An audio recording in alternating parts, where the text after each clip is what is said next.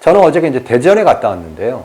디딤돌 과제 협약을 진행하는 전체의 과정, 우리가 협약을 할 때 빠뜨리거나 실수하거나 잘못 준비해 갈 수 있는 것들에 대해서 자세히 알려드리도록 하겠습니다.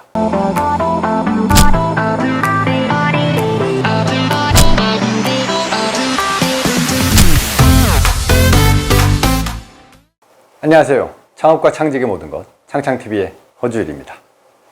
저는 어저께 대전에 다녀왔는데요. 디딤돌 창업과제의 협약식에 다녀왔습니다. 디딤돌 창업과제는 아시다시피 중기부에서 실시하는 초기 기업들을 위한 연구개발 지원 사업의 가장 대표적인 지원 사업이죠. 7년 이내에 창업 기업을 대상으로 해서 1년에 1억 5천을 지원하는 사업입니다. 원래는요, 과제가 선정이 되면 선정된 기업들을 한 군데 모아놓고 협약 설명회를 갖습니다. 그리고 협약 설명과 관련된 책자를 나눠주고요. 그래서 이제 사업계획서 수정이라든지 전자협약이라든지 그리고 사업비 사용, RCMS 사용법에 대해서 안내를 해주는데, 올해에는 코로나 때문에 많은 사람들을 한 곳에 모으는 게 상당히 부담이 되었겠죠. 그래서 협약 설명회 같은 것은 온라인, 유튜브 동영상을 통해 가지고 대신했고요. 그리고 협약 같은 경우에는 각 기업들이 어떻게 협약을 진행해야 되는지 잘 모른단 말이에요. 그래서 기업들별로 불러서 일정 장소에 간사가 나가서 그 기업들과 협약을 진행하게 된 것 같습니다. 네, 우선 이제 대전 그 호텔에 도착을 하니까 2층으로 올라가라고 이제 안내 표지판이 있었습니다. 그 안내 표지판을 따라서 올라가면은 발열 체크도 하고 있고, 그리고 이제 어느 기업에서 왔는지 인원도 확인하게 됩니다. 그래서 이상 없으면 그 간사, 그러니까 우리 과제의 중기부, 기정원의 담당자인 간사가 있는 곳으로 안내를 받고요. 그 간사들은 각 테이블별로 마치 은행 창구처럼 이렇게 앉아 있습니다. 그러면 이제 뭐 1번, 2번, 3번 안내 테이블로 안내를 받으면 그 테이블로 가게 됩니다. 그러면 이제 그 테이블에 앉으면 어느 기업에서 왔는지 그리고 누구인지를 확인하고요. 바로 이제 확인한 것이 있습니다. 사전에 검토한 그 보안사항에 대해서 준비가 되었는지를 확인합니다. 가장 대표적인 게 바로 사업비 소요 명세서입니다. 점검을 해주는 기관들이 있었습니다. 각 대학교 산학협력단에서 점검을 해주는 기관이 있었는데요. 그 점검을 해주는 기관에서 함께 수정해 줬던 그 사업비 소요 명세서를 확인하게 되고요. 그리고 그 사업비 소요 명세서를 기반으로 작성된 사업비 조정 양식, 엑셀 파일이죠. 그 두 가지 내용을 확인하게 됩니다. 그리고 사업계획서에 보완해야 될 부분이 제대로 변경이 되었는지 이런 것들을 확인하게 됩니다. 그런 내용들을 확인한 다음에 이상이 없으면 이제 그 담당 간사의 점검은 완료되는 거고요. 그 맞은편에 있는 사업계획서 작성을 담당하는 전문위원, 상담위원 쪽으로 안내를 받습니다. 이분들이 이제 사업계획서 작성이 제대로 되었는지, 그리고 발표평가 과정에서 지적되었던 평가 의견이 제대로 보완이 됐는지를 확인합니다. 이상이 없으면 확인서에 사인을 해줍니다. 그리고 좀 미흡하다 싶으면은 사인을 미루고 이 부분하고 이 부분하고를 좀 더 보완해서 내용을 조금 더 채워서 가지고 와라 라고 전달을 해주죠. 그러면 2층에서는 무슨 작업을 할 수가 없습니다. 은행 창구처럼 한쪽 라인은 담당 간사들이 앉아있고 한쪽 라인에는 전문위원들이 앉아있기 때문에 거기서는 앉아서 워드 작업을 할 수가 없어요. 그래서 3층 별도의 공간에, 넓은 공간에 작성장을 마련해 놨습니다. 각 테이블별로 노트북이 설치가 되어 있고, 설치되어 있는 노트북이나 각자가 가지고 온 자기 노트북을 가지고 보안사항을 좀 더 보완하고요. 그리고 SM테크 사이트에 들어가서 과제 수행 메뉴 중에서 전자협약을 진행하게 됩니다. 현장에 가서 협약을 진행할 때까지는 몰랐는데, 협약을 진행하다 보면 이게 꼭 필요했구나, 이런 것들이 어떤 것들이 있는지를 확인해 드릴게요. 간사의 점검을 받고 그리고 전문위원의 의견을 받아서 확인서를 받으면 이제는 SM테크에 접속해서 온라인 협약을 진행할 수가 있습니다. 작성해가지고 올리더라도 간사가 접수 버튼을 눌러주지 않으면 협약이 마무리되지 않거든요. 그러니까 간사 그리고 그 상담했던 전문위원과의 의견이 충분히 반영된 상태로 사업계획서라든지 나머지 부속서류들이 잘 맞춰져야지 담당 간사가 승인을 해준다는 얘기죠. 어떤 것들을 준비해야 되는지 하나하나 좀 더 자세히 알려드리도록 하겠습니다. 일단 첫 번째, 사업비 내용입니다. 사업비는 다른 거 없습니다. 대면 평가 과정에서 조정된 부분이 있을 겁니다. 뭐 외주 비용이라든지 뭐 재료 구입비라든지 장비 구입비인데 범용 장비여서 인정을 못 받는다든지 이런 경우가 있을 수 있거든요.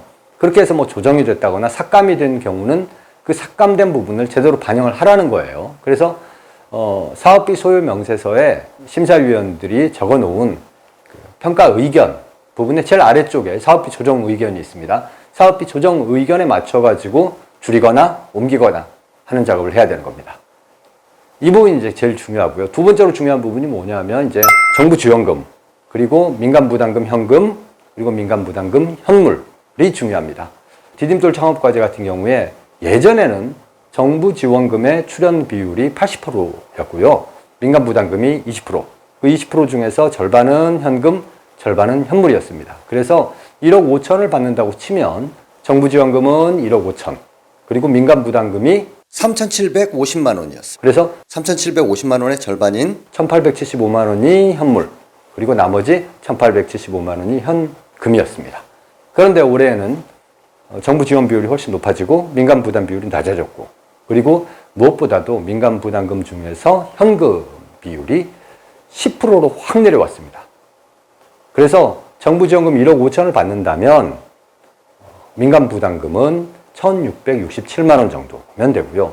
그 중에서 167만 원 정도는 현금, 그리고 1,500만 원은 현물로 처리하면 됩니다. 여기서 다가 아니에요. 올해 정말 좋은 거는 뭐냐면은 민간 부담 현금마저도 청년을 채용하면 그 청년의 인건비에서 요만큼은 현물로 대체할 수 있다라는 게 또 새로 생겼습니다. 그래서 민간 부담금 167만 원이잖아요. 167만 원이 넘는 인건비, 청년을 채용해서 167만 원이 넘는 인건비를 현물로 대체하면 현금을 내지 않아도 됩니다. 이게 바로 청년 채용 현물 대체라는 부분입니다. 이 부분을 확인하게 됩니다. 그래서 정부 지원금 1억 5천, 그리고 민간 부담금 현금이 있는지 없는지, 그리고 현금을 청년 채용을 전제로 해서 현물로 대체했다면 그 금액만큼 현물로 증가되었는지, 현물이 1,670만 원이 되는지를 확인하게 됩니다. 이렇게 이제 사업비 소요 명세서에 기재된 내용이 이상 없이 잘 작성이 되어 있다면 그 내용을 반영한 사업비 조정 양식, 엑셀 파일이죠. 엑셀 파일에 그것들이 제대로 입력되어 있는지를 확인하게 됩니다. 엑셀 파일을 보시면은 이제 위쪽에는 기본적인 과제, 개요들을 적게 되어 있고요. 아래쪽에서 1, 2, 3이라고 되어 있는데 코로나19로 인해서 민간 부담 비율이 9대 1로 바뀌었고, 그 1, 민간 부담금 1,667만 원 정도를 또 5대 5로 낼 필요 없이 1대 9로 내면 된다. 그래서 167만 원, 1,500만 원인데 이거를 할 것이냐 선택하는欄이 있어요. 당연히 해야죠. 굳이 정부에서 민간 부담금을 적게 내도 된다. 그리고 현금은 굳이 안 내고 현물로 대체해도 된다 라고 하는데 굳이 바득바득 나는 더 낼 거예요. 그리고 나는 뭐 현물 아니 그냥 현금으로 할 거예요. 이럴 필요가 없잖아요. 원래는 민간 부담 현금을 167만 원 내야 되는데 청년을 채용할 테니 167만 원을 현물로 대체해 다오라는 걸 체크해 주시고 두 번째 시트와 세 번째 시트를 작성해서 마무리하시면 됩니다. 사업비 부분은 어차피 사전에 점검해주는 전문기관, 대학교의 산학협력단에서 이제 그거를 위탁받아가지고 진행하는데요. 연락을 받고, 그래서 내가 작성을 해서 보내주면 그쪽에서 또 검토한 내용을 줍니다. 그러니까 잘못 작성되는 경우가 별로 없어요. 사업비 부분에는. 이제 두 번째. 그러니까 이제 그 다음이 중요합니다. 두 번째. 사업계획서 보완 부분입니다. 발표평가했을 때 심사위원들이 발표자들을 상당히 많이 몰아붙이죠.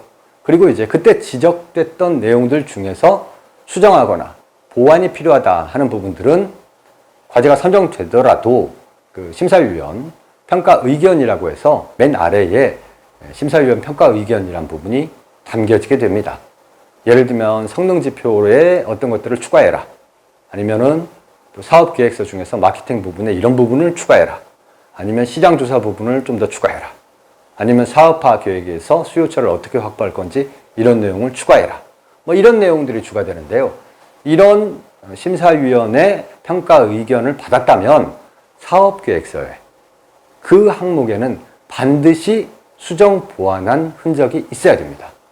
부담되죠. 어차피 디딤돌 과제는 15페이지 이내입니다. 그러니까 보완을 하더라도 뭐 3줄, 4줄, 5줄 정도만 보완하면 됩니다. 그럼 성능지표를 바꾸라. 혹은 성능지표에 이런 항목을 추가해라. 그런 경우에는 성능지표를 더 추가해 주시고요. 물론 이제 합계는 100이 되어야겠죠. 그리고 이제 사업계획서 내용에서 뭐 시장조사 부분이라든지 마케팅 계획이라든지 영업 계획이라든지 이런 것들에 대해서 지적을 받았다면 거기에 상응하는 내용을 5줄 정도만 적어서 채워넣고 파란색으로 체크만 해주시면 됩니다. 사업계획서 부분에서 간사들이 눈여겨서 확인하는 부분이 한 군데 있어요. 그게 바로 뭐냐면은 사업계획서 중에서 경상기술료 납부를 위한 퍼센트를 적는欄이 있습니다. 사업성 부분에 첫 번째 항목으로 되어 있는 표 있죠. 예상 매출하고 그 예상 매출 중에서 본 기술 개발이 차지하는 비율을 적게 되어 있죠. 이 구성비가 중요합니다.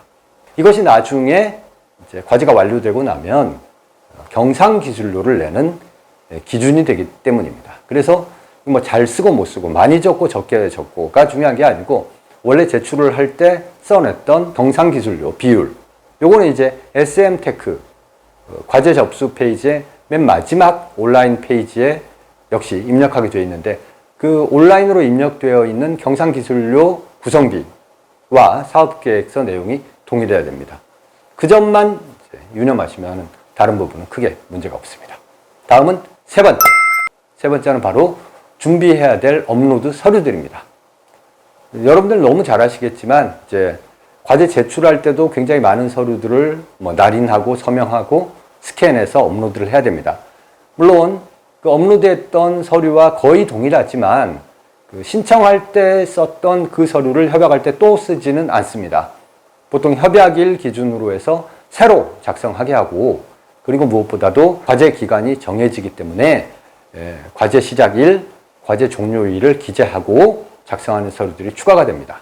그리고 원래 제출했던 것들 있잖아요. 개인정보 동의서라든지 참여확인서라든지 신용상태 정보 동의서라든지 이런 것들은 그냥 협약하러 가는 날을 기준으로 해서 새로 작성을 하고 날인해서 스캔해서 준비해 가시면 된다라고 말씀드리면 될 것 같아요. 신청할 때에 비해서 협약할 때는 서류 부담이 조금 더 있습니다.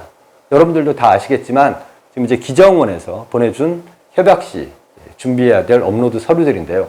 이 중에서 나한테 해당되는 서류가 어떤 것들이 있는지를 확인하셔서 만약에 이제 주관기관과 참여기관이 있는 그러니까 참여기관까지 있는 기업일 경우에는 그 참여기관의 서류도 상당히 많이 필요합니다. 그런 것들을 확인하셔가지고 빠짐없이 미리 준비를 하시고요.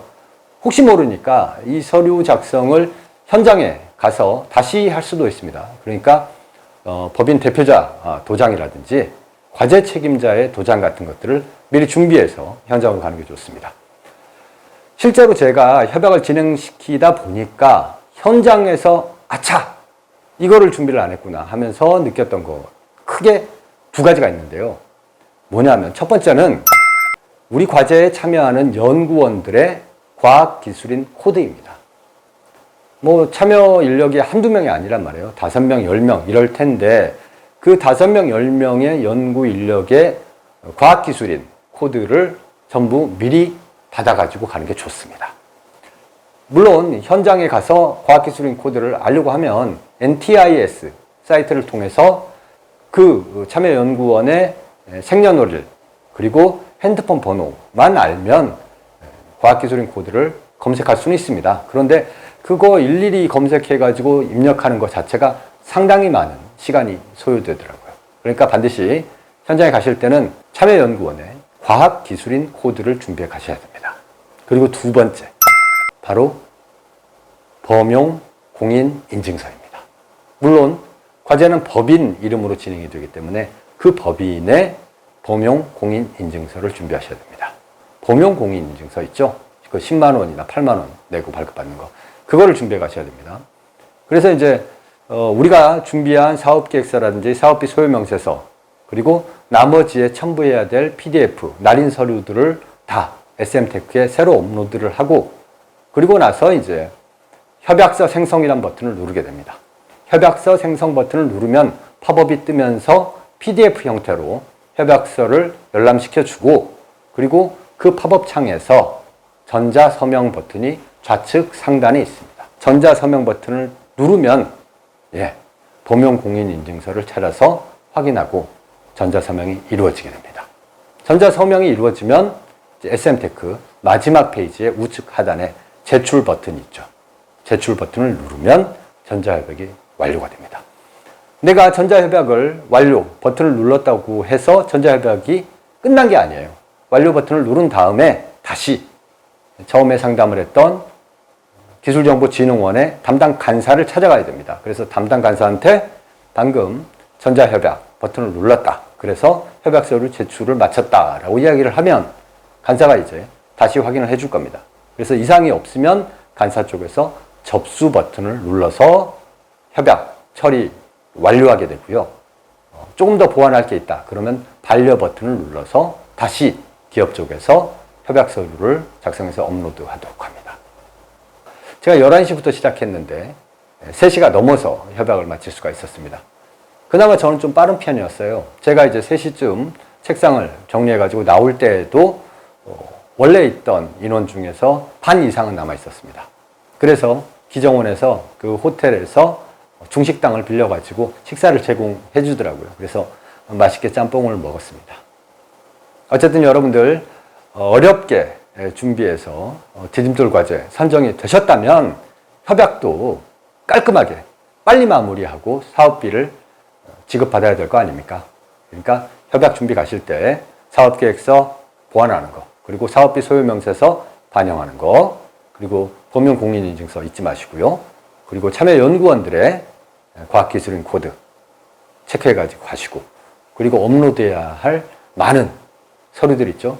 그 서류들 PDF로 잘 준비해가지고 혹시 모르니까 현장에서 날인할 수 있도록 대표자나 과제 책임자의 도장들도 미리 준비해 가시면 좋을 것 같습니다. 지금까지 창업과 창직의 모든 것, 창창TV의 허준이었습니다.